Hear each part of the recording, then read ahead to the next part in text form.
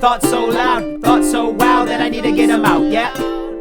Thoughts so loud, thoughts so loud that I need to speak them out, damn. Thoughts so loud, thoughts so pow, make a sound, can't be missing, man. Thoughts so loud, thoughts highbrow, talking shit while you listen now. Like, you ever think about that before? 'Cause I have.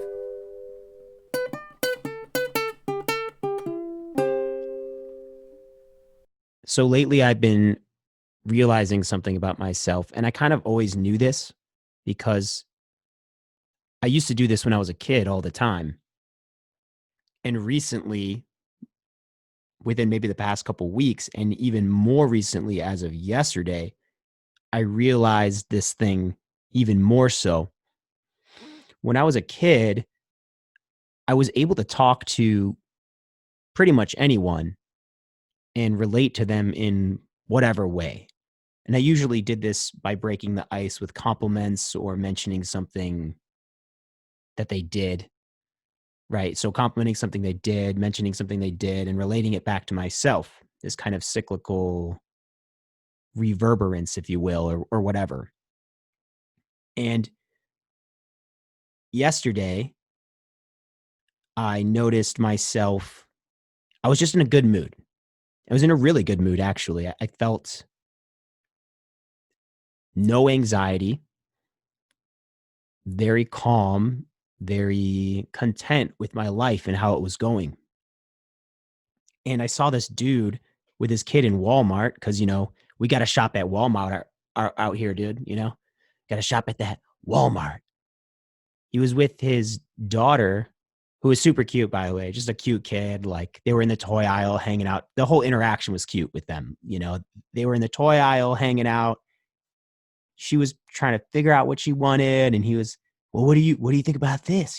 Just a super interactive dad, which some dads just aren't, man. And if you're a girl, you especially need that. Kids need the approval of a father figure, but especially when you're a young girl. Unfortunately, a lot of people model what they learn from their parents based on, or they model what they learn about their parents and their interactions with their parents on their future relationships of that opposite sex or whatever, right? And so it was really cool. It was wholesome. I saw that the two of them just like hanging out, doing their thing. And I look over and the guy's wearing an N64 hoodie. And I'm like, dude, this guy's so dope. Like this guy's killing it.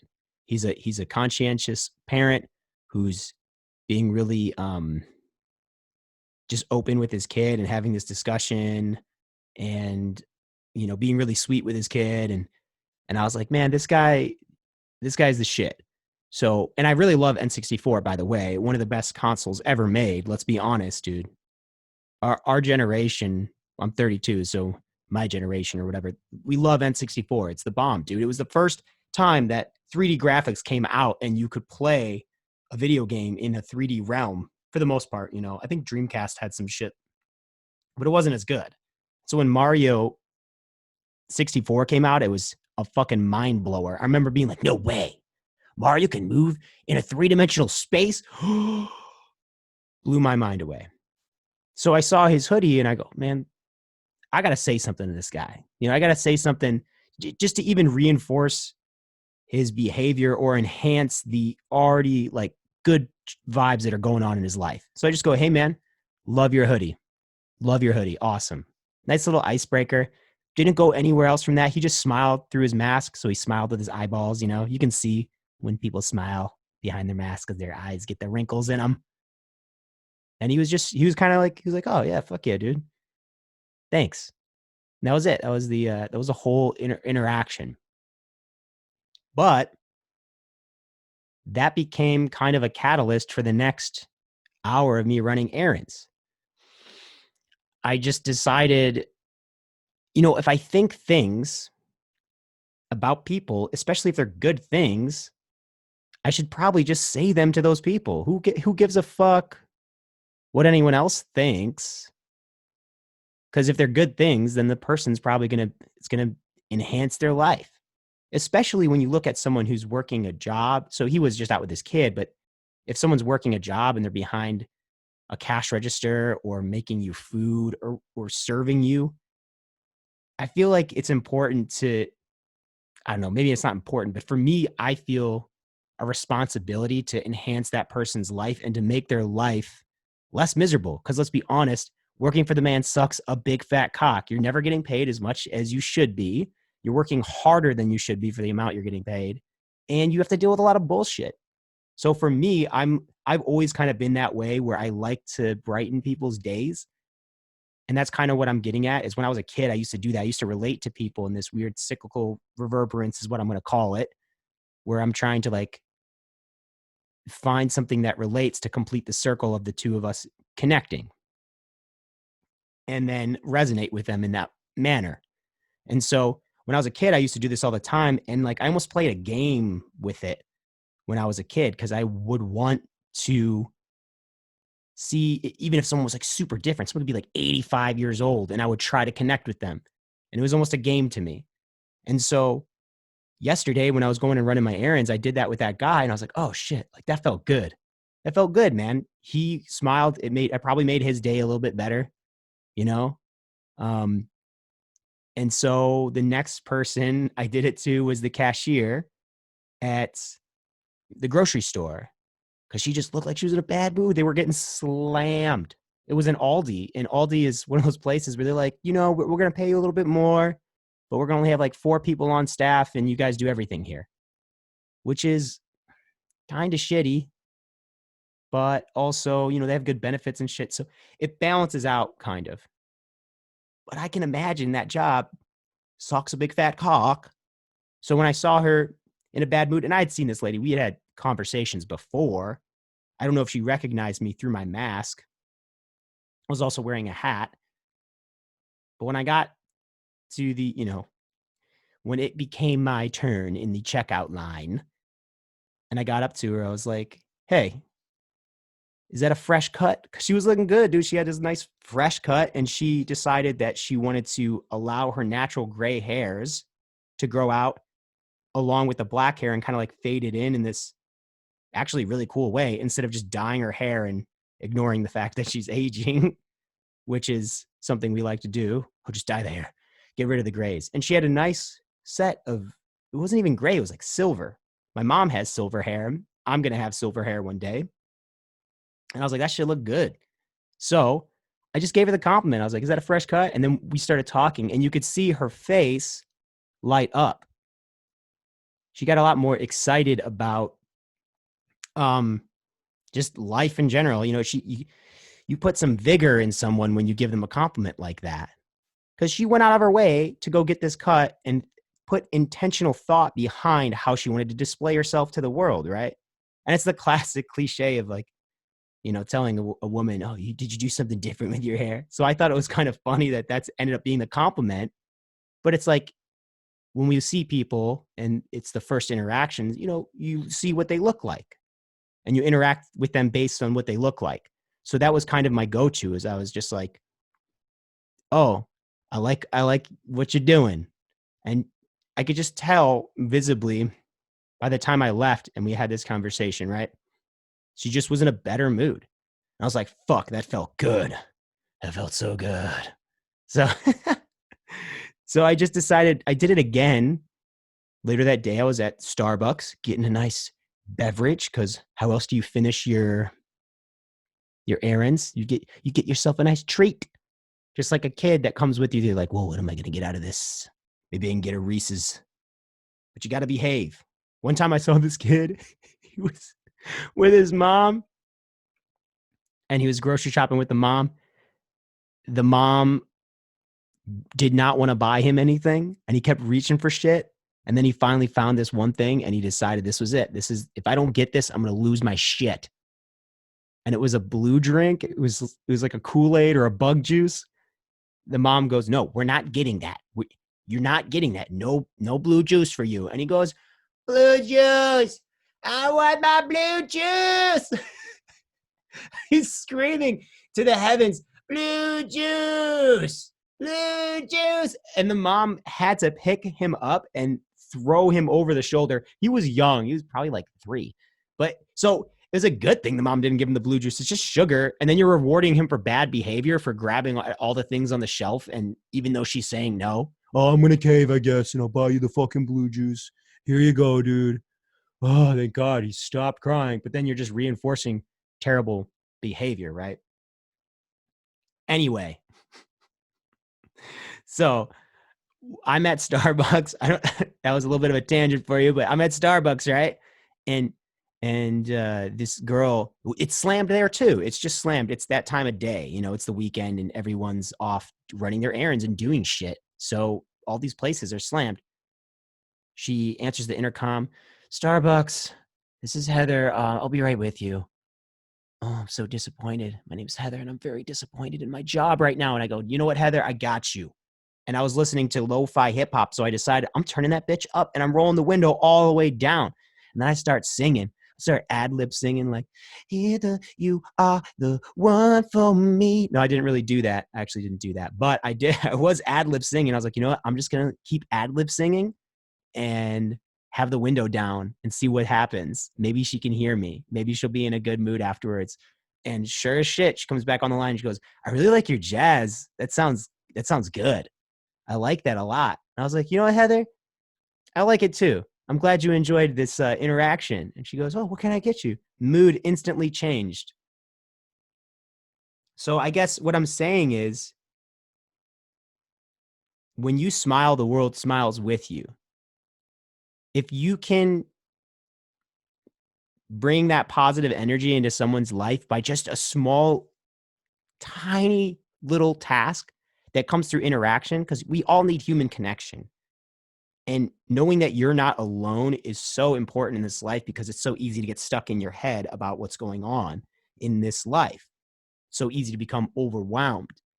And if you can build a human connection with someone through some positive outlet, whether it's complimenting their hair, whether it's playing some jazz lo-fi for them, whether it's being like, hey, nice hoodie, dog, any of that shit can instantly change someone's mood. Even a smile. Have you had someone smile at you before when you were in a bad mood?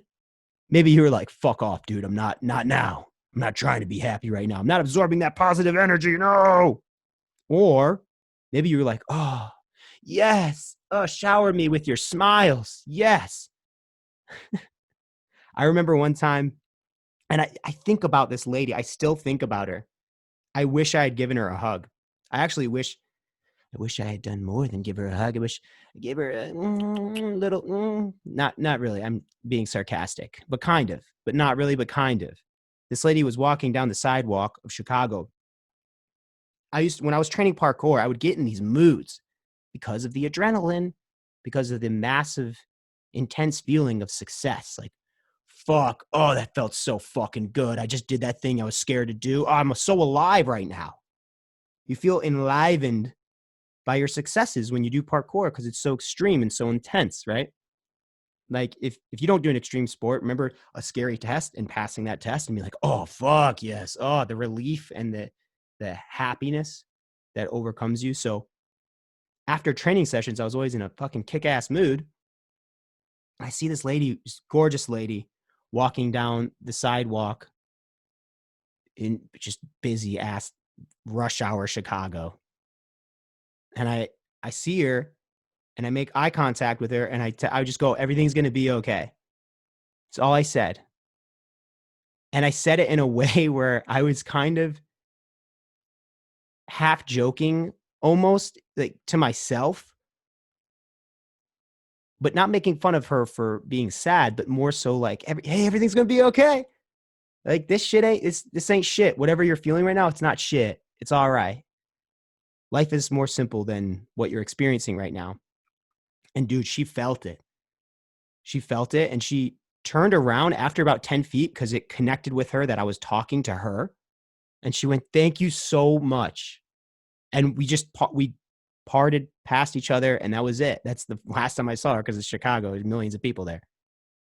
But I think about her still to this day because it made me feel really good to tell her that and to have her feel okay. I'm the type of person, I don't like to see other people in pain. I feel that shit deeply. I'm very connected with pain in general in my own life. And so when I see other people going through it, I want to help. It's just the type of person I am a lot of the time. If I'm already experiencing my own shit really deeply, I'm like, get the fuck away from me already. I'm overloaded. But I still think of that lady. And I still think of the power of the words that I had, because I genuinely felt as if after I said that, she felt better. You could hear it in her voice. And in the quick glance over my shoulder back at her to make eye contact with her, see her, even her posture changed.